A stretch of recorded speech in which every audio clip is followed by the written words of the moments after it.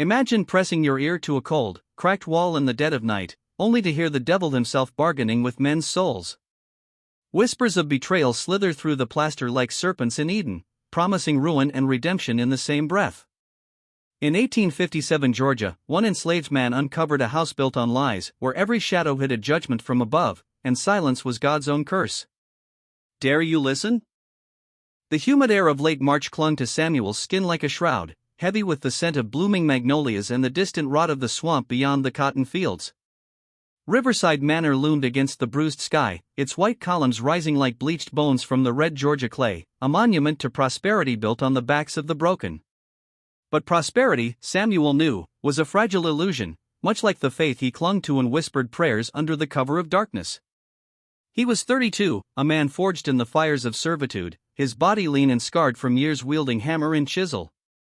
Born into chains on this very soil, as his mother had been before him, Samuel had learned the sacred art of invisibility, the quiet shuffle of feet, the averted gaze, the soul tucked away like a forbidden Bible verse. In the slave quarters, where the walls were thin as parchment and the air thick with the murmurs of exhaustion, Samuel often reflected on the words of Proverbs, "The eyes of the Lord are in every place, beholding the evil and the good." He wondered if God truly watched over Riverside, or if the divine gaze had turned away in disgust from the sins that festered here. Master Elijah Garrett, with his stern jaw and eyes like polished flint, ruled this domain with a Bible in one hand and a whip in the other, preaching Sunday sermons on obedience while his fields echoed with the cries of the afflicted. Mistress Abigail Garrett, her face a mask of porcelain piety, oversaw the house with a vigilance that bordered on the obsessive, her voice sharp as a thorn when addressing the help. Yet beneath their facade of southern gentility lay shadows that even the brightest lantern couldn't pierce. Samuel's days blurred into a rhythm of repair and restraint. As the manor's carpenter, he mended what time and neglect had worn away, splintered banisters that creaked under the weight of secrets, floorboards that groaned like sinners in torment, window frames warped by relentless rains. It was a position of relative mercy, no blistering sun beating down on his back like the field hands endured, no overseer's lash cracking the air like thunder. But mercy, in this world, was a double-edged blade. It kept him close to the heart of the beast, where the air hummed with unspoken atrocities. He moved through the grand halls like a ghost, his presence noted only when something broke. Invisibility was his armor, forged in the furnace of survival, but on that fateful afternoon, it began to crack. The guest bedroom on the second floor was bathed in the golden slant of waning sunlight, dust motes dancing in the beams like restless spirits summoned from the ether. Samuel knelt before the baseboard, his calloused fingers tracing the wood's betrayal, a section pulling away from the wall, as if the house itself yearned to confess. Mistress Garrett's dinner party loomed that evening, a gathering of neighboring lords of the land, their laughter masking the clink of silver bought with blood. Everything must be flawless, she had commanded, her eyes narrowing like a judge pronouncing sentence. Samuel wedged his pry bar behind the trim, the wood yielding with a soft sigh, revealing not the expected solidity of brick, but of wood, a hollow chasm, 6 inches deep, stretching into obscurity. He leaned in, the cool draft from the gap brushing his cheek like the breath of the grave. The cavity extended along the wall, a secret artery pulsing with the house's hidden life.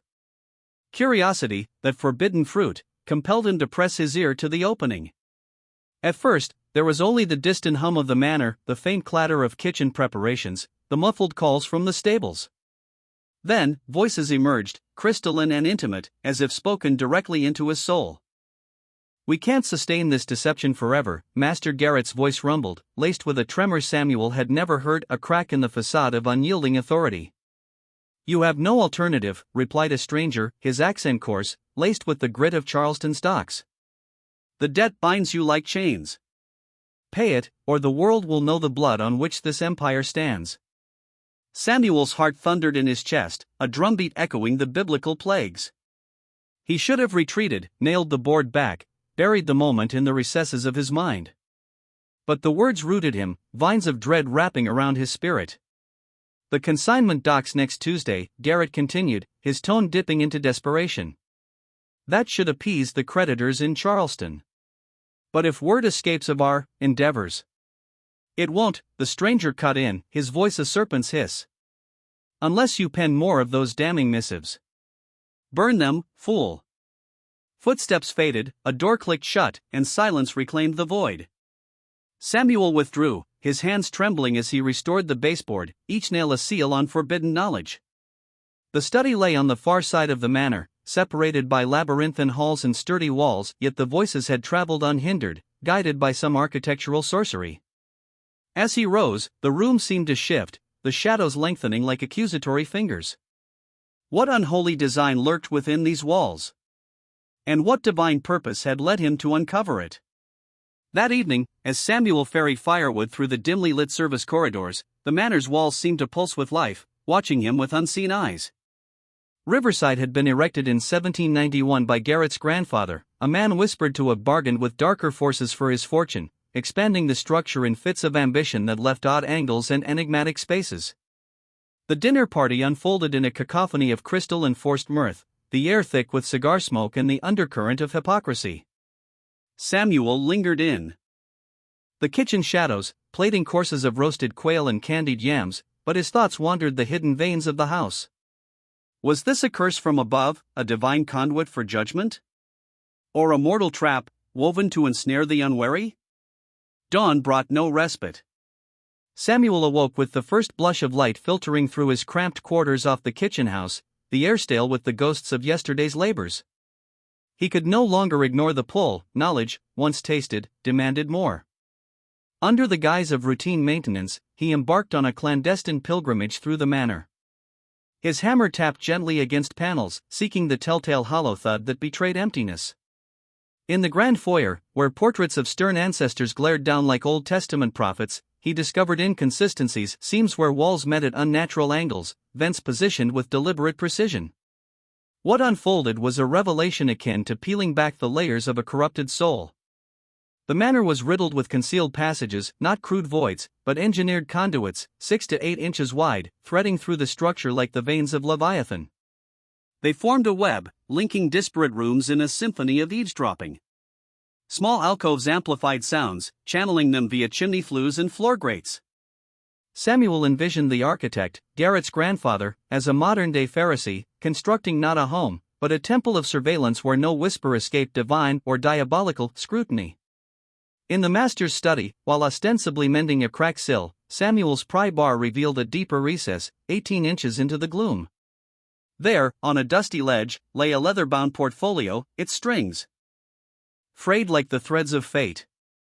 His pulse roared as he untied it, the papers within yellowed with age, ink faded but legible. The earliest missive, from 1838, spoke in veiled tongues, "Your prudence in handling the Charleston cargo has secured our mutual fortunes. No suspicions stir in the county, the dividends will absolve your obligations to the consortium within seasons, so long as secrecy endures like the grave." Page after page unveiled a conspiracy, nocturnal shipments, unlogged manifests, profits siphoned into shadows. References to merchandise and arrangements danced around explicit truth, but the tone escalated to paranoia in later years. A 1856 letter warned, "The Charleston inquiries tighten like a noose. Senator Williams vows no trail leads to us, yet incinerate all traces. Should the Federals unearth our Georgia conduit from the 40s, perdition awaits." Replacing the documents, Samuel felt the weight of judgment upon him. This was no mere illegality, it reeked of sin profound, a violation of the commandments, "Thou shalt not steal, thou shalt not bear false witness."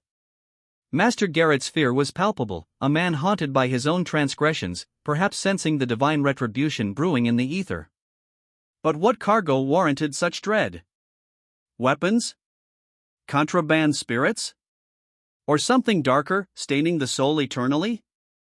Weeks blurred into a vigil of mapping and listening. Samuel charted 5 prime loci where the acoustic alchemy peaked: the guest chamber's baseboard, linking to distant dialogues, the linen closet, a direct artery to the study, the attic's loose panel, elevating dining room banter, the basement's foundation crack, siphoning library whispers, and most chilling, his own quarters, where a plaster fisher piped Mistress Garrett's private musings into his ear like Satan's temptations. Lying awake, staring at that crack, Samuel pondered the biblical parallels, the walls of Jericho tumbling at divine command, or the ears of the Lord piercing every secret. Had the house been crafted to forge spies from the enslaved? His access, his unremarkability, positioned him as the unwitting vessel. Was this God's design, placing a humble servant to witness iniquity? Or a mortal machination to control through fear? The notion twisted his guts. Had his own pleas for freedom been overheard, his dreams of exodus betrayed? Compulsion overrode caution. Samuel listened with intent, each session a communion with the forbidden. In the linen closet, he caught Garrett's orders. The convoy arrives at midnight. Clear the east fields, no eyes, no ears. Overseer Bennett's assent followed, sealing the east wing. This was the prophesied shipment, a midnight rite shrouded in secrecy.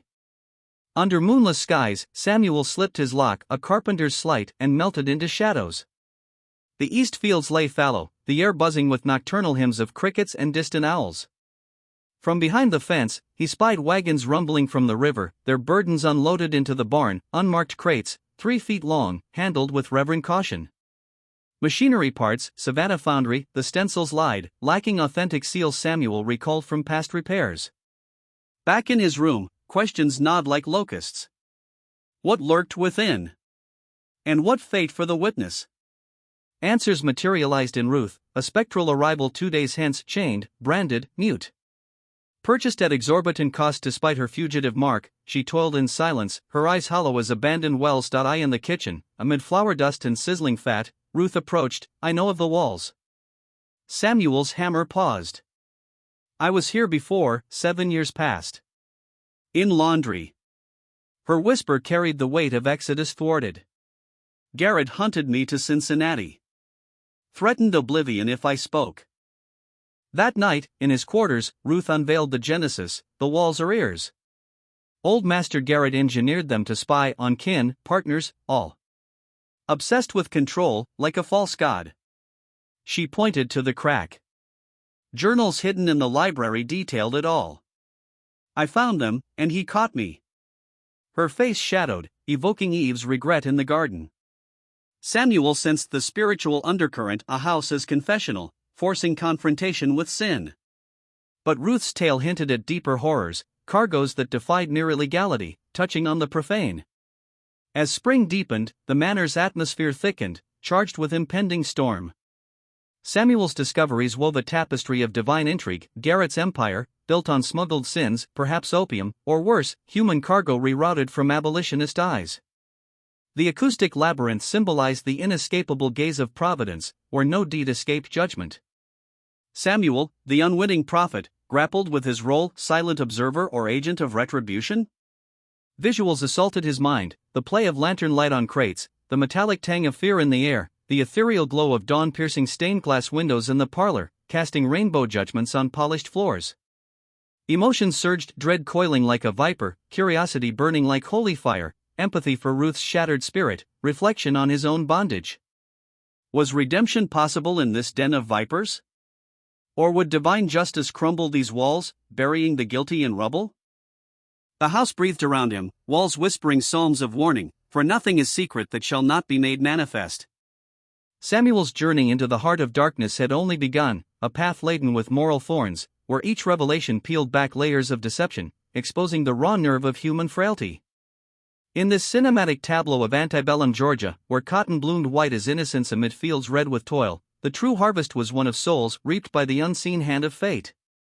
Yet, as Ruth's expression darkened, Samuel knew the tale's core pulsed with even greater peril. The shipments, the letters, the walls, all threads in a web spun by ambition and avarice, ensnaring the innocent in its divine snare. Would he unravel it, or become its next victim? The silence, once a refuge, now screamed with the echoes of the damned. The oppressive heat of April wrapped around Riverside Manor like a funeral pall, the air thick with the metallic tang of impending rain and the faint, acrid smoke from distant burned piles in the fields.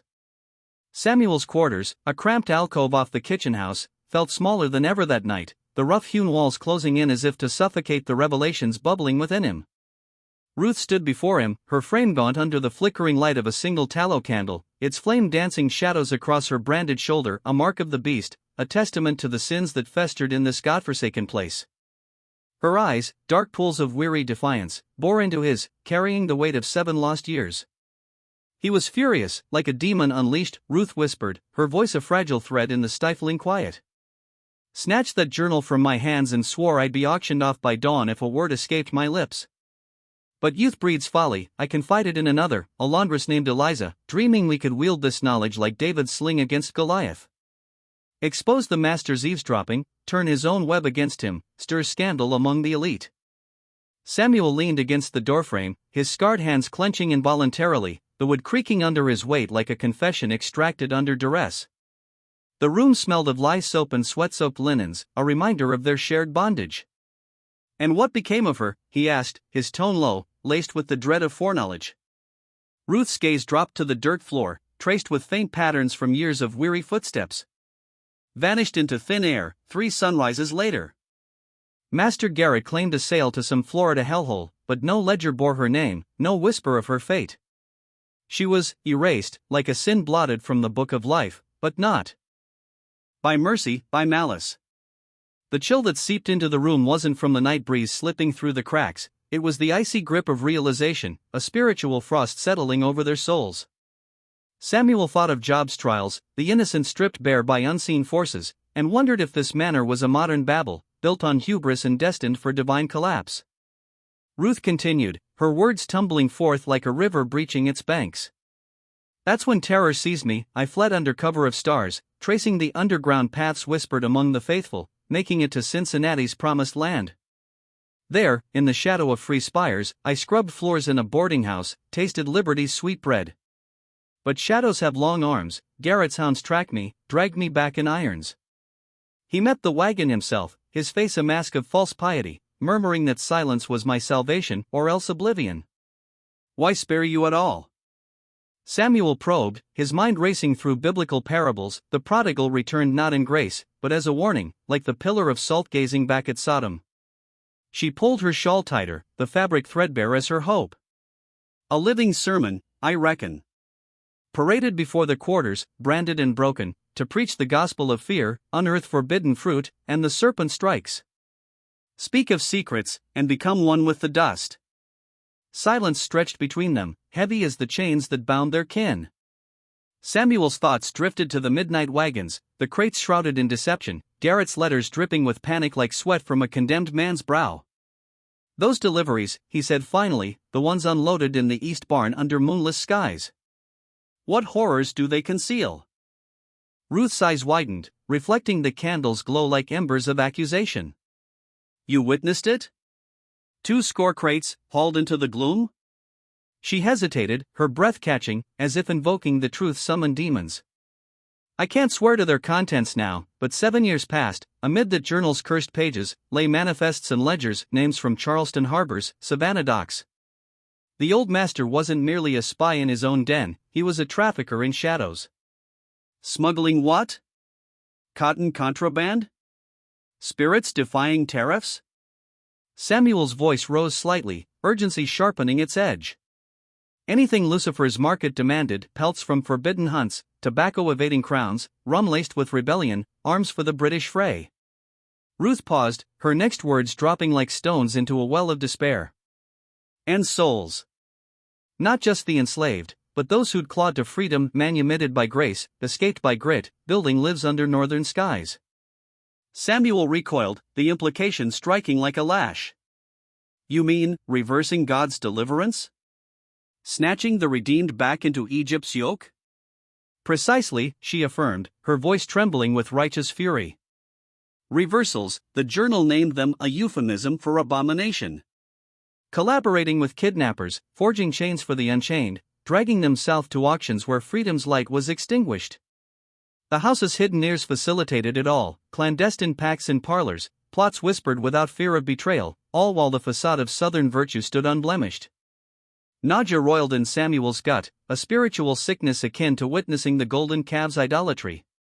Master Garrett, heir to this infernal legacy, had inherited not just land, but a covenant with darkness. The journal suggested cessation upon the old man's 1842 demise, shrouded in rumors of a poisoned chalice. Yet, Ruth gestured to the plaster fissure, that insidious portal to the mistress's chamber above. "If nocturnal cargoes persist, if he hunts ghosts like me across borders, perhaps the flame never died, merely burrowed deeper, like sin in the heart." Sleeplessness claimed Samuel that night, the manor's nocturnal symphony now a dirge of damnation, timbers groaning like burdened consciences, wind whistling through vents like the wails of the oppressed. Built in 1791 as a bastion against the wilderness, expanded amid prosperity's illusions, Riverside was no sanctuary, it was a labyrinth of deceit, its acoustic veins pulsing with the blood of betrayal. If Ruth spoke truth, those crates harbored not iron, but instruments of eternal bondage. Suspicion alone was a feeble sword, he craved irrefutable proof, evidence to wield like Moses' staff against Pharaoh.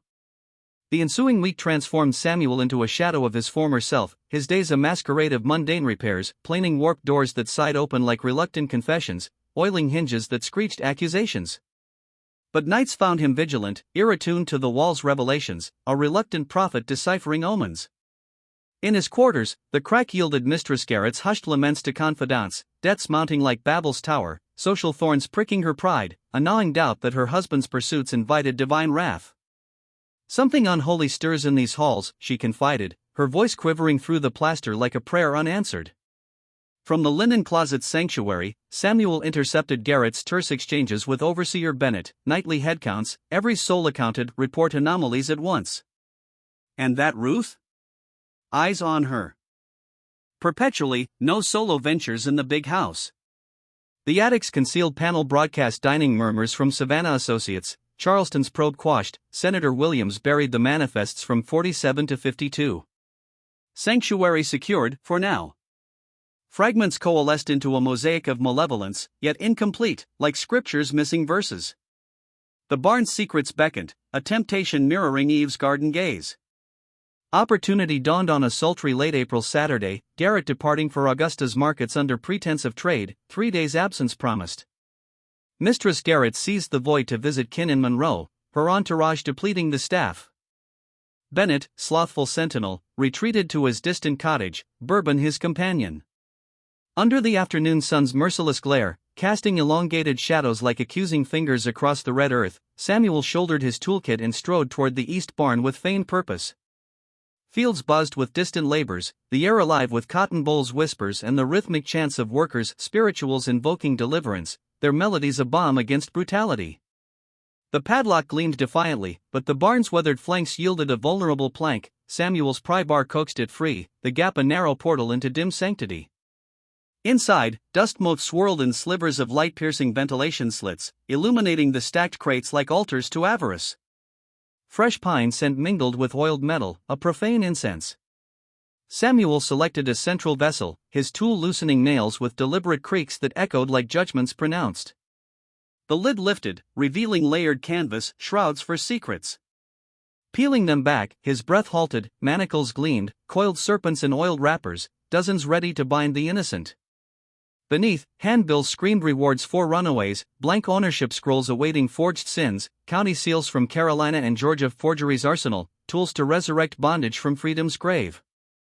Deeper still, an oilcloth bundle cradled a ledger, its cover pristine yet pages etched with damnation.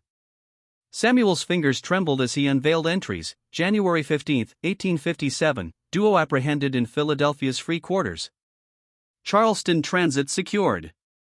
Valuation, $1,800. February 3, quartet seized in Richmond's shadows, literate risks noted. Delayed conveyance, concluded 18th, valuation, $3,400. March 9, Singleton captured in Washington's embrace. Elite papers forged. Transit March 20. Valuation, $1,200. Chronicles of capture spanned months, each line a soul's eulogy, annotated with RMG allocation, 30%. Robert Montgomery Garrett, mastermind, profiteer, reaper of the redeemed. This was no petty vice, it was a syndicate spanning states, kidnapping the emancipated, fabricating enslavement's chains, auctioning them anew in the deep South's maw. Riverside, with its whispering walls, served as nexus of coordination cloaked in architecture, sin shielded by silence. Replacing the lid with reverent care, Samuel exited, the plank resealed like a tomb.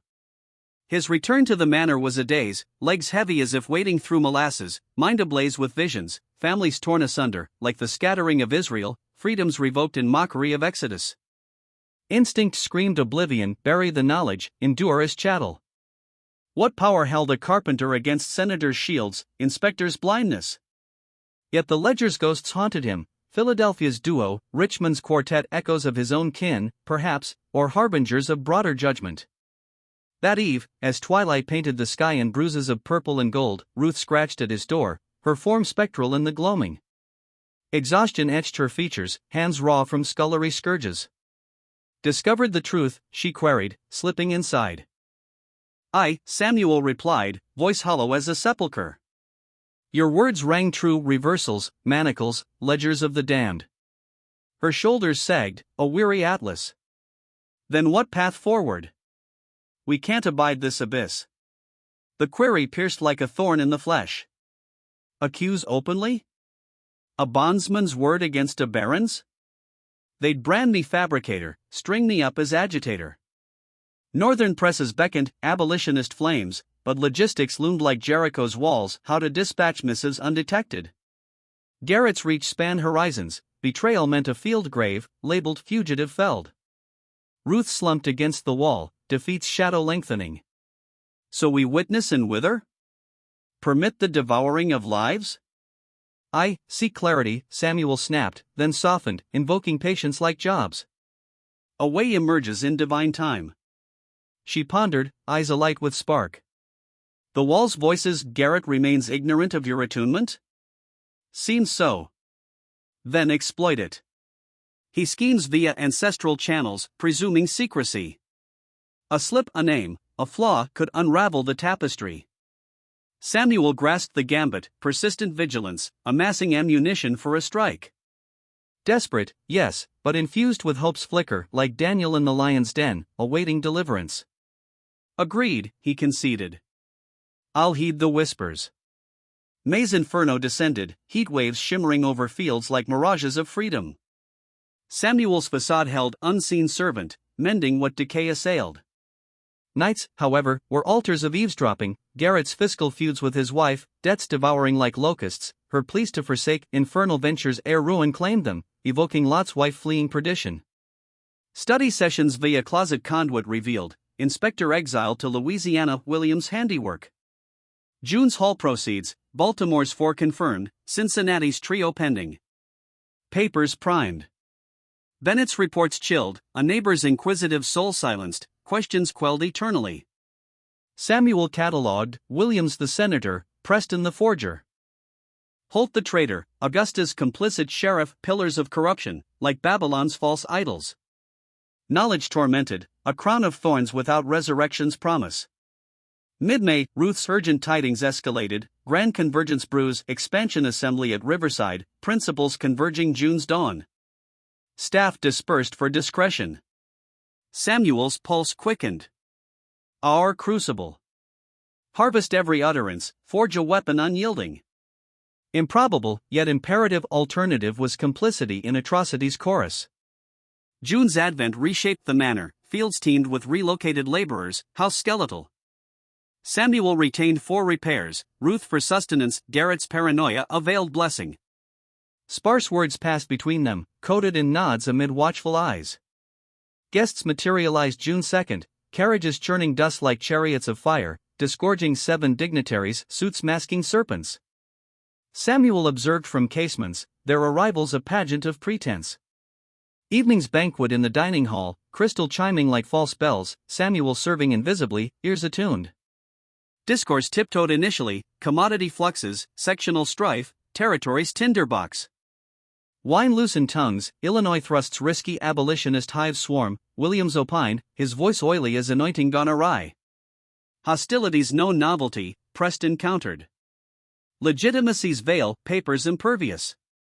Richmond's folly begs differ, reporters ink imprisoned 3, a third growled. Sloppiness, Garrett barked. No tones but essentials, commit to cranium. Samuel's spirit sank, the ledger a singular relic? Regarding recollection, another ventured, trailing into implications vast as revelation's seals. As the night deepened, the room's opulence, mahogany gleaming under chandelier glow, portraits frowning like judgmental seraphim, contrasted the moral void. Sensory overload assaulted, wine's tart bouquet, roasted venison savor, laughter masking greed's growl. Emotions churned, dread's vice, curiosity's flame, empathy's ache for the vanished, reflection on sin's inescapability. This was divine theater, Samuel the audience to iniquity's act, poised for intermission's reckoning. The conspiracy's expanse unfolded, networks threading north, reversals multiplying like plagues. Samuel, vessel of secrets, pondered redemption's price: would exposure liberate, or invite martyrdom? The walls, once silent sentinels, now thundered with potential thunderbolts of justice, spiritually charged with the promise of retribution's dawn. Yet as voices swelled, a pivotal whisper emerged, hinting at vulnerability, a chink in the armor of darkness, ripe for the light. The velvet dusk of June enveloped Riverside Manor in a cloak of uneasy stillness, the air heavy with the scent of blooming night jasmine and the faint, acrid tang of cigar smoke wafting from the dining hall. Crystal chandeliers cast flickering halos of light across polished mahogany tables, illuminating faces etched with the smug assurance of unchecked power, men who wielded influence like a divine right, their suits crisp as fresh linen, hiding hearts blackened by avarice. Samuel moved among them like a specter, his tray laden with decanters of ruby wine that gleamed like spilled blood under the glow. His hands, calloused from years of shaping wood into submission, poured with mechanical precision, but his soul churned with the turmoil of a prophet witnessing idolatry. The guests, 7 pillars of corruption, their titles senator, lawyer, traitor, lounged in high-backed chairs upholstered in silk imported from distant shores, the fabric whispering against their movements like conspiratorial murmurs. Master Garrett sat at the head, his jaw set like a judge pronouncing doom, eyes scanning the room with the vigilance of a man who knew the fragility of empires built on sand. The conversation had begun innocuously, a veneer of civility masking the rot beneath, cotton yields fluctuating like the tides of fortune, political winds stirring sectional storms, the thorny debates over new territories where freedom clashed with chains. But as the wine flowed, loosening tongues like the loosening of seals in Revelation, the facade cracked, revealing the abyss. Memory serves as our fortress, Garrett intoned, his voice a gravelly rumble echoing off paneled walls adorned with ancestral portraits, stern forebears glaring down like avenging angels. Yet, Senator. Williams leaned forward, his face shadowed by the chandelier's dance, tone shifting to an ominous timbre that sent a shiver through Samuel's spine. We must address the vulnerability, the Cincinnati woman, Ruth. Is her containment absolute? Garrett's reply came measured, but laced with steel. She comprehends the consequences of betrayal. Comprehension and eternal silence diverge, Williams pressed, his eyes narrowing like slits in a confessional screen. Perhaps a permanent resolution is warranted. The words hung in the air, a death sentence veiled in euphemism. Samuel's grip tightened on the wine bottle, its cool glass slick against his palm, nearly slipping as dread coiled in his gut like a serpent from Eden. He steadied himself, face a mask of subservience, but inside, rage ignited a holy fire akin to Elijah's confrontation with Baal's prophets. These men debated extinguishing a life as casually as snuffing a candle, their voices rising over the clink of silver forks on porcelain plates heaped with roasted venison, its juices pooling like sacrificial offerings. Garrett paused, the silence thick as the humid Georgia night pressing against the windows. That may prove inevitable. For now, she serves as a living parable, a caution to any tempted by revelation. The dialogue veered to logistics, a profane liturgy of sin, timetables for acquisitions, networks in northern citadels like Baltimore and Chicago, covert routes snaking south via shadowed rivers and overland trails. They spoke of humans as commodities, freed souls recaptured, families shattered like the tablets of the law dashed by Moses in fury. Samuel committed each syllable to memory, his chest compressing with the weight of witnessed iniquity, emotions surging, empathy for the vanished, dread of discovery, a burning curiosity for the full scope of this demonic enterprise. The room's opulence mocked their words, the scent of beeswax polish mingling with tobacco's haze, textures of velvet napkins soft against calloused skin, lighting casting elongated shadows that danced like demons on the walls. Dismissed post-feast, Samuel retreated not to his quarters but to the linen closet's dim embrace, its shelves stacked with starched fabrics redolent of lavender and lye. Pressing his ear to the concealed vent, a portal forged in architectural deceit, he attuned to the study's murmurs rising like incense from a profane altar. Brandy's amber glow and cigar embers illuminated the conspirators anew, their voices crystalline through the hidden veins. The paramount peril is federal scrutiny, one intoned, voice laced with paranoia.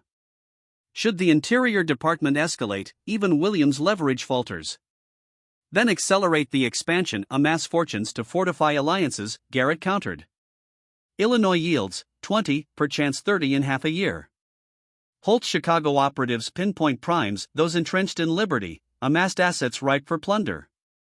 Conveyance, queried another, the word slicing the air like a whip.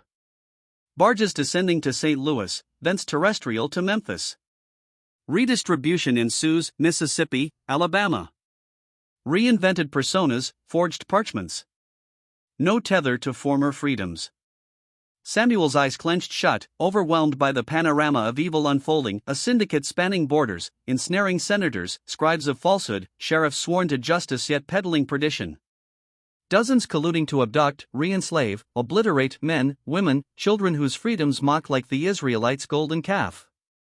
Spiritual chills gripped him. This was Babel's hubris incarnate, a tower of transgressions inviting divine thunder. Then, a pivot that pierced his core, the Charleston auction rumors of turmoil?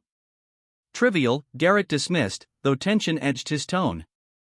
A Baltimore capture clamored freedom, birthplace Philadelphia, documents domiciled. Uproar on the block. Credence granted? None. Yet a scribe probed, intent on verification. Garrett's voice hardened to flint. We neutralized him, staged as thievery turned tragic. Silence descended, heavy as judgment's gavel. Williams' retort iced the room, murder of a newsman? Elimination of peril, Garrett rebutted. Distinction matters. Not to inquisitors. It shan't link, I ensured obscurity. The admission froze Samuel in the closet's gloom, blood congealing like winter's frost. Murder, not mere bondage, but slaughter to stifle truth. A editor's quoll silenced eternally, echoing Cain's fratricide, the innocent blood crying from the ground for vengeance. Certainty dawned, exposure meant his demise, Ruth's too, any whisperer deemed dispensable in this kingdom of shadows. Sleeplessness tormented that night, Samuel's quarters a cell of contemplation, walls whispering nocturnal confessions. Candlelight flickered across rough planks, casting cruciform shadows, evoking Calvary's agony. Ruth materialized at 3, her knock a faint plea, face etched with exhaustion's lines, eyes reflecting his turmoil. I sensed your unrest, she murmured, slipping inside, the door's creak a betrayed secret. He recounted the horrors, the dinner's veiled threats, studies' revelations, murder's casual confession. Ruth paled, skin ashen as moonlit cotton, a spectral figure in the dim glow.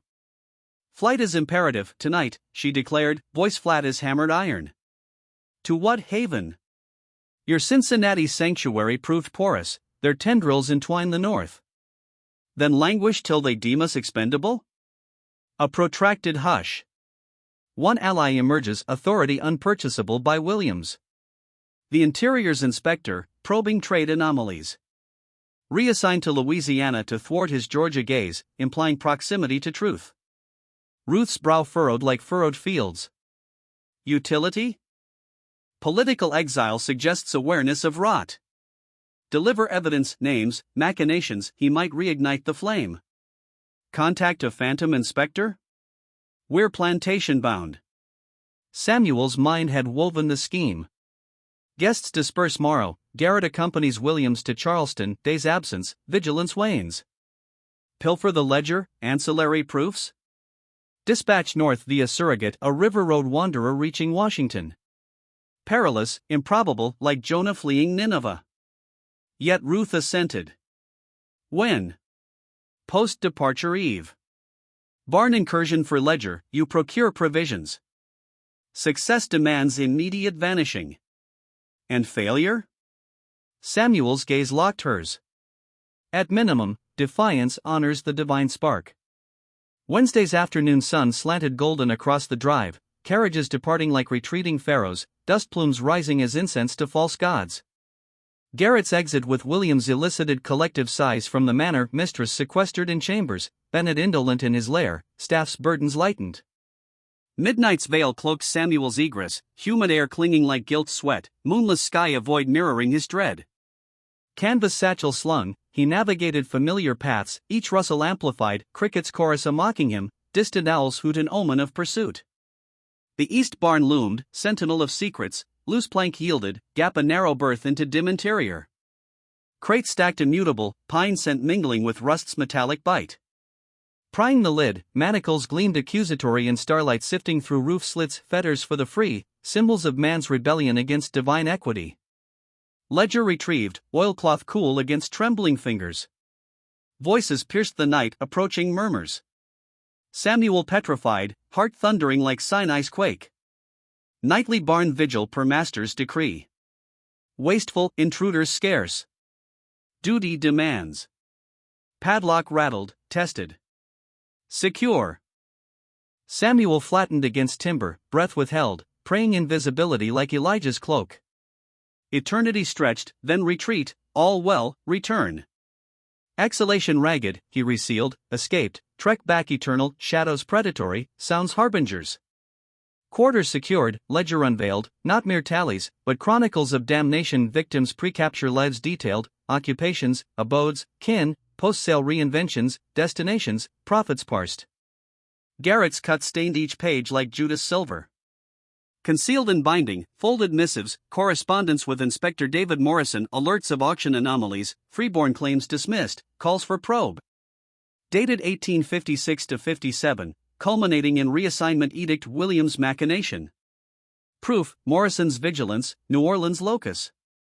Dawn brought providence, William, free black carpenter, papers pristine, River Road itinerant from Augusta to Savannah. Bennett enlisted him for shed repairs, storm-scarred beams demanding skill. Morning's labor, measuring, sawing, silence companionable, wood shavings curling like scripture scrolls. Noon's solitude prompted Samuel's gamble. Query and trust, your papers safeguarding? Zealous tales of free ensnared abound. William's guard rose. Veracity in those horrors, proof possessed. Whispered torrent, conspiracy's web, ledger's witness, Morrison's role. Horror etched William's features. Systematic abduction of the emancipated? Evidence here. Satchel tapped. Convey to New Orleans inspector? Contemplation fraught. Aid invites annihilation, papers notwithstanding. Acknowledged, alternatives nil. Flee with it? Pursuit inevitable, your legitimacy veils movement, post unhindered. Torn, William yielded. Concede, document explication, letter clarifying ledger, Morrison, urgency. Eve's seclusion, Samuel's rough script on pilfered parchment, forbidden art self-taught from scraps. Inspector Morrison, Samuel, Riverside thrall. Unearthed cabal kidnapping freed northward, reselling south. Ledger. Logs victims, culprits including Senator Williams. Editor slain for inquiry. Discovery dooms me. Probe, redeem taken, halt them. Samuel, Riverside Manor, Georgia, June 1857. Packaged impervious, pre-dawn handover at shed. Urgent mark, interior, New Orleans. William concealed amid tools. Savannah departure postwork, dispatch imminent. Gratitude boundless. Survive for fruition. Handshake sealed covenant, hope's burden oppressive, like Abraham's altar ascent. Saturday's abrupt return, Garrett's carriage premature, fury radiating. Samuel mid-repair, stomach plummeting like fallen Lucifer. Breach occurred, Garrett snarled to assembled. Charleston anonymous epistle names, timelines, tactics. Partial, yet perilous. Samuel iced, letter? William's journey nascent, impossible dispatch. The manor's air thickened, suspicion's fog descending. Visuals assaulted, Garrett's flushed visage, mistress's pallor, Bennett's obsequious nod. Sounds, carriage wheels grinding gravel like bones, voices echoing accusations. Emotions, terror's vice, guilt's phantom, though innocent, reflection on divine timing, had providence faltered, or tested faith? Spiritual undercurrent pulsed, this premature storm a trial, like Daniel's furnace, forging redemption from fire. Yet the letter's mystery loomed, a chilling harbinger, perhaps another witness, or betrayal's echo. Samuel's path narrowed, retribution's shadow lengthening, the wall's whispers now dirges of impending judgment. In this antebellum crucible, where sin's architecture crumbled under truth's weight, one man's defiance invoked heavenly scales, tilting toward justice, or cataclysm.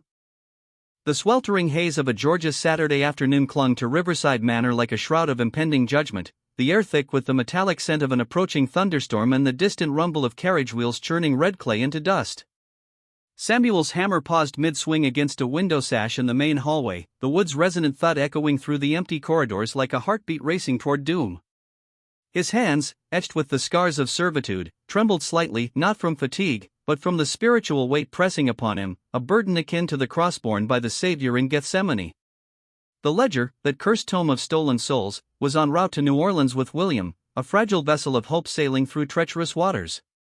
Yet Garrett's premature return shattered the fragile calm, his carriage halting with a jolt that seemed to reverberate through the very foundations of the house. Master Garrett stormed through the grand oak doors, his boots thudding against the polished floors like the footsteps of a condemned man approaching the gallows. His face was a mask of fury, flushed crimson as if branded by the fires of hell, eyes darting with the paranoia of one who sensed divine retribution closing in. "Bennett!" "Abigail," his voice bellowed, slicing the air like a whip's crack, summoning the overseer and mistress from their respective retreats. Samuel melted into the shadows of the corner, his presence as unremarkable as the dust motes dancing in the slanting sunlight, but his ears attuned to every syllable, a reluctant prophet deciphering omens from the ether.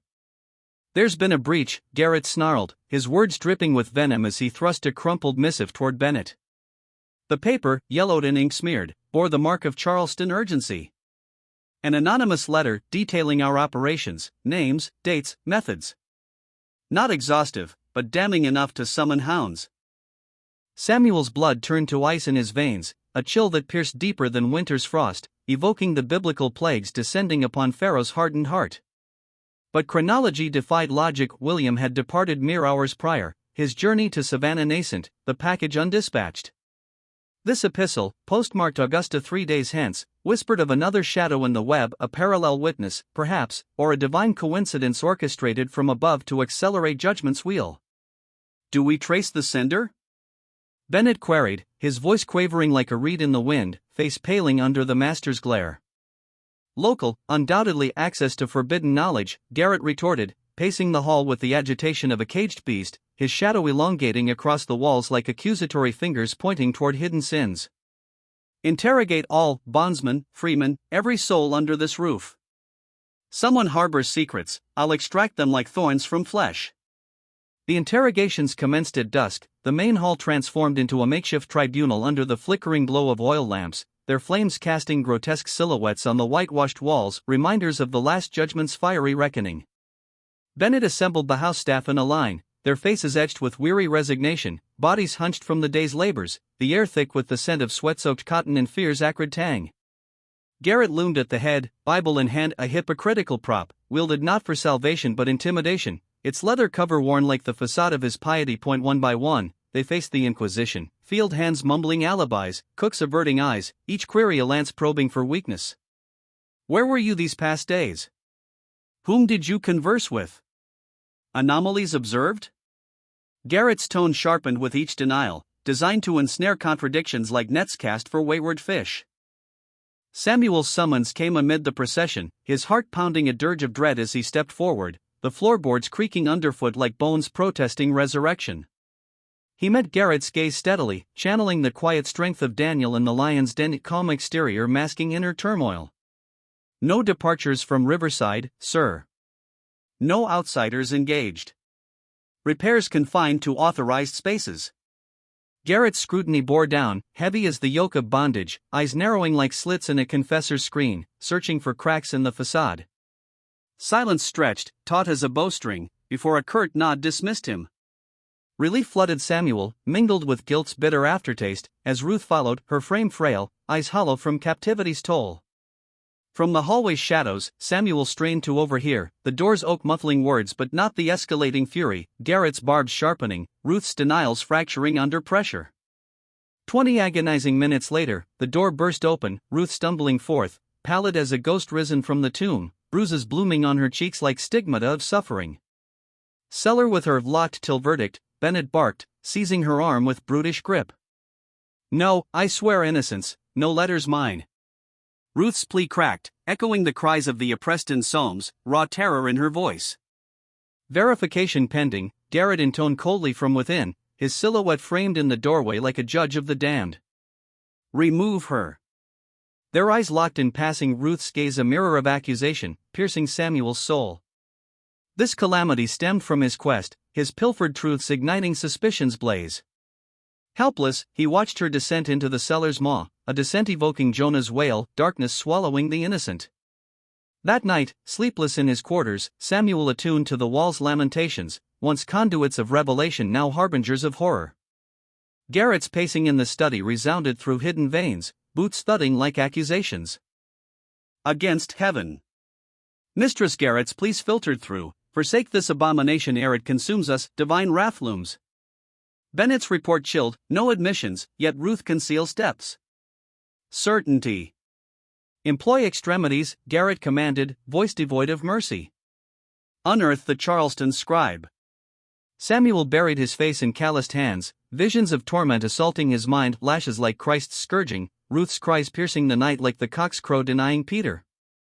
Her suffering, his cross to bear, if she yielded, his secrets spilled, doom sealed. Yet William progressed, Savannah neared, dispatch imminent. Endurance demanded, Ruth's safeguard imperative.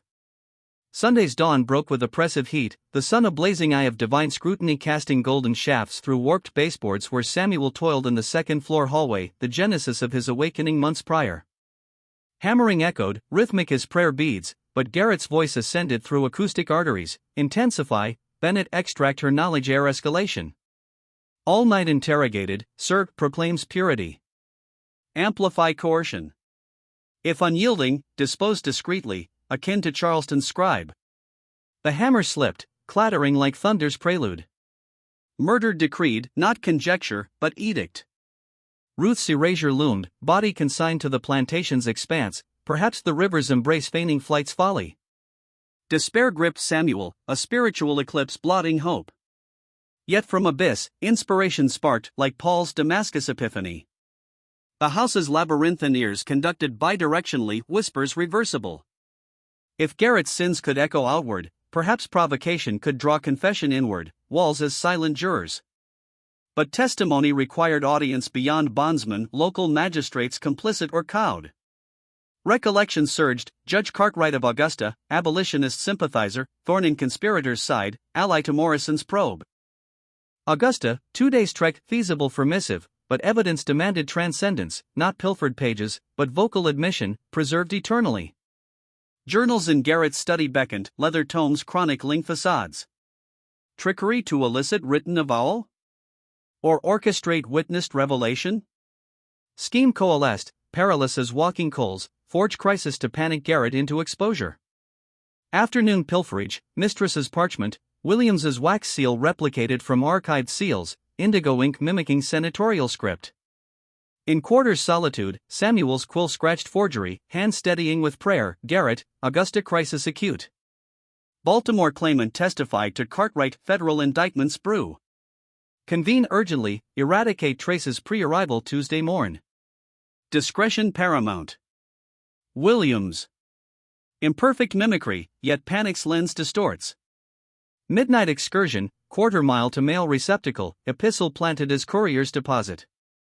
Monday's breakfast, Bennett's mail retrieval, Garrett's perusal amid silver clinks and coffee's aroma. Samuel, table setting, witnessed pallor drain, then flush, hands quivering like leaves in storm's vanguard. Bennett, convene. Retreat to study, Samuel to closet conduit. Williams arrives morrow, Baltimore testimony to Cartwright, charges imminent. Impossible, Mississippi consignment sealed. Flaw evident. Incinerate ledgers, Barnes hoard. Ruth. Loose thread, snip tonight, river escape. Noja roiled, execution accelerated. Plan's fruition demanded haste. Afternoon's facade, east wing repairs, visibility feigned. 4 o'clock carriage heralded Cartwright's advent, judge himself, flanked by aides, aura of authority like Moses descending Sinai from casement, Samuel observed, Garrett's contrived welcome, veiled unease. Unexpected, judge solicited counsel, not judiciary. Your missive evoked federal shadows, Baltimore echoes, warrants personal oversight. Study sequestered, Samuel attuned, Williams's epistle warns of Baltimore Freeman's claims, my Charleston ties tangential. Skepticism laced Cartwright's retort, Morrison's probe hinted Georgia conduit for reversals, probe quashed, yet vigilance persists. Your plea intrigues. Denials volleyed, offensive insinuation. Permit perusal of premises? Hesitation pregnant, refusal damns, consent risks. Samuel intervened, seller approach, guard confronted. Master summons prisoner for judicial query. Gamble paid, guard complied, Ruth extracted, bound, battered, spirit unbroken. Whispered directive, divulge all, ledger, abductions. Salvation's window. Study ingress, confusion, then Cartwright's command, admit her. Who? Troublesome chattel, disciplinary. Ruth's tremor, imprisoned for knowledge of northern thefts, southern sales. 7 years passed, evidence unearthed, silenced by threat. Slander. Garrett erupted. Proof. Cartwright probed. Barn ledger, crated amid machinery, victims catalogued, Garrett's profits inscribed. Sheriff summon, Garrett detained. Verify claims. Ledger unearthed, manacles, forgeries, Pandora's trove. Weeks span, arrests, Garrett, Williams, quintet cohorts. September's Augusta trial, spectacle riveting Georgia, elite prosecuted for black afflictions. Evidence avalanche, ledger, Ruth's oath, liberated victims' laments, turncoats' bargains. Guilty, kidnapping, trafficking, murder accessory. Garrett life imprisoned, 1864 demise. Williams self-slain. Accomplices, decade to quarter century. Emancipation, Cartwright's decree. Ruth Philadelphia bound, Abolitionist aid, 1859 nuptials, longevity to 73. Samuel Augusta Carpenter, free, testified acoustics, shunning Riverside. Manor auctioned for debts, 1871 conflagration, origin enigmatic, perhaps divine purge. Morrison's receipt reignited probes, tri-state exposures, scores arrested. 40 redeemed, myriad lost, identities erased. Legend birthed, wall-hearing slave, abolitionist parable, truth's emergence from secrecy's womb. Architecture of evil, inverted to justice's tool. Walls confessed, whispers eternal, justice's cry, remembrance's insistence, darkness pierced by light's unyielding ray. In cinematic retrospect, thunderous interrogations, forged letters tension, seller's despair, trial's catharsis. Sensory, ink's tang, hammer's echo, river's murmur. Emotions, dread's grip, hope's flicker, redemption's balm. Spiritual, sin's exposure like Armageddon, divine justice prevailing, soul's unbound echoing exodus. Legacy, haunting whispers, testifying heaven watches, retribution inevitable.